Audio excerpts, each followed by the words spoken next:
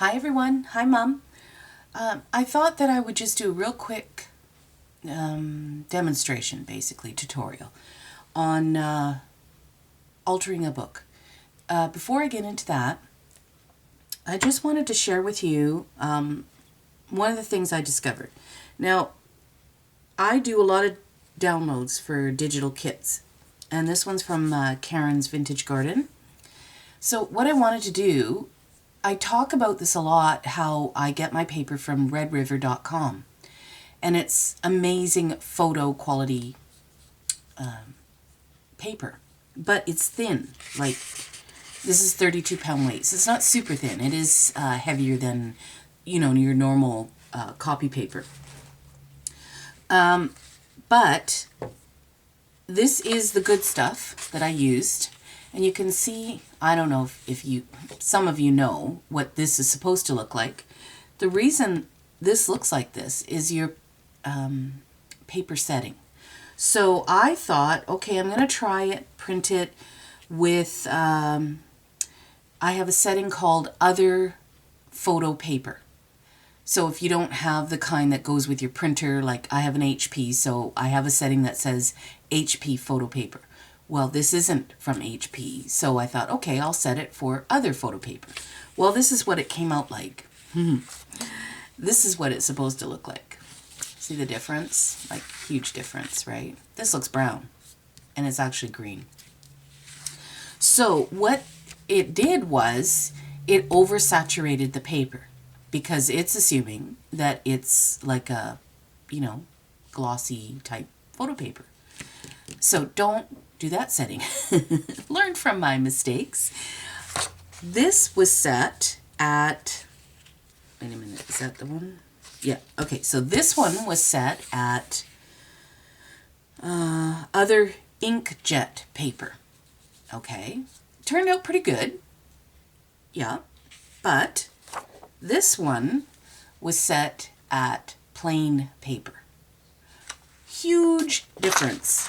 This one looks good. I'm not saying it doesn't, but this one is far superior. It's brighter, clearer, and it just looks like 1,000 times better. To me, the color saturation is really a big difference. I will definitely use this one, but set it at plain paper. If you get your paper from Red River, unless you have like a recommended printer that's on their website, they list a lot of Epson printers, so follow their instructions for that. It does list a few HP. I have an HP OfficeJet Pro 8600. So if you have anything in that series, then yeah, it doesn't work. Like, put it on plain. The bonus of that is that you're using less ink, and you're getting this fantastic, beautiful, bright colors. So I just wanted to share that with you. And she also includes a background so that when you cut this out, so your pocket, because it's got a tab pull here, and you can see inside, so that will be covered. I just absolutely love this kit. I'm actually working on the book right now, almost finished, so hopefully today or tomorrow there'll be an upload for that. But the reason I'm doing this is Naomi from New Zealand is a subscriber of mine, and she was asking me, how I go about, actually several people have asked me, and I finally got around to, excuse me, just doing this video for you. So Debbie Ann Parent has a tutorial for this, and so I'm just, telling you exactly what I learned from Debbie Ann. Now, this book I got, it's a pretty good sized book. It's a nice cover. Got a little anchor on it. I will be covering it all up, so it won't matter. I got it at the dollar store, Dollar Tree. And I know in New Zealand they don't have, stuff like that. But, I'm sure you have thrift stores. When you check for a book, you see the spine here? You see how tightly glued that is? So that you can't see a definition of signatures. All of this is signatures. It's not individual pages. It's little packets of pages all glued to the spine. So That's what you want to look for. You want to look for something that's really tightly glued to the spine here. If it's not, when you start tearing pages out, other pages will fall out with it. And that's not what you want. So I literally paid $1.50 for this book. I mean, it was so cheap. I bought two. So this one I've already altered in that I've torn the pages out. I haven't glued any pages together yet. But big difference, right? So that's a lot of real estate for me that I can add my pages to. So I'm going to quickly show you how I did it, and I have to do it upside down. I mean, it won't matter. So when you open your book, you always have a blank page. You want to leave that. It's a nice cardstock, actually. Fold it back. When you start to turn the page, you'll see this one will come with it. It's a fly. You turn that with it. You don't want to take that out. Then what I do is I leave the first two pages, okay? And then I tear the next two, so singly, and it doesn't have to be pretty. Just tear. So that's it. There's one. There's the other. Yeah, you get a little bit here. If it bugs you, you can just pull it back. Then you're going to leave 2 pages, okay? And you're going to take 2 out.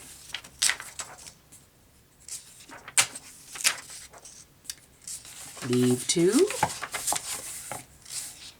and tear 2. So if you start at the top, kind of start at the bottom and then pull the center, you generally get a pretty good amount of paper out. That was one, right? Yeah. Because now what's going to happen after I finish that whole book, let's do it with this one since it's done. Okay, so now what I'm going to do is this one has the torn page. This is the good page. So I'm going to take this page and I'm going to take this page and I'm going to glue them together. And I have a glue stick somewhere. There it is. This is the glue that I use, UHU. I find this is the best glue stick I've ever used. I get it at Staples, which is in Canada.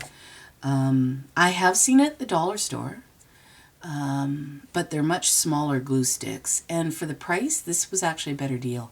I got 3 in a pack. Can't remember what I paid, but it was a good deal. But anything that's a UHU glue is very good.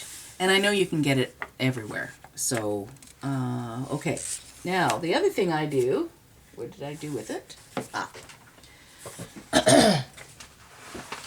I have smaller ones, but I just wanted to show you. This is an old craft mat that I have. So I have smaller ones in that I took this and I cut it down. But I just want to show you real quick what I'll do is I'll put it in here so that I don't get any glue on the page underneath. I don't want anything to stick together that isn't meant to stick together. Now, you can do this a couple different ways. Debbie Ann glues up the sides and then glues her page together, so she ends up with pockets all through the book. I don't personally want pockets. If that's what you want, great. I think what I'm going to do is add a pocket to the center part of the book. And that way I have one good pocket and that's all I need. So it's really important that you glue the edges really well.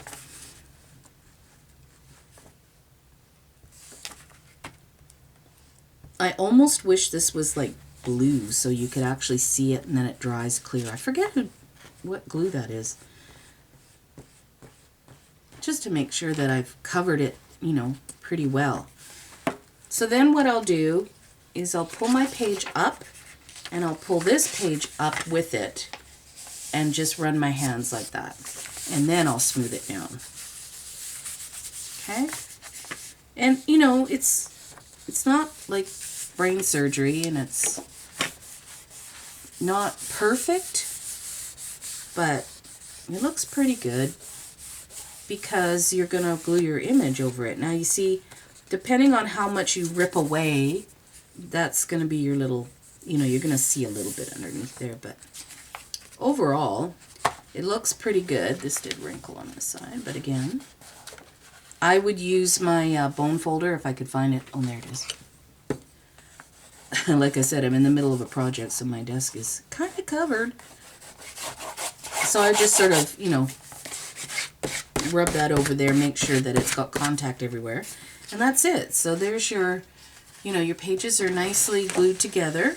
I do the entire book at once, and then, you know, kind of let it dry overnight, just to make sure that it's nice and stuck together, because it's wet, right?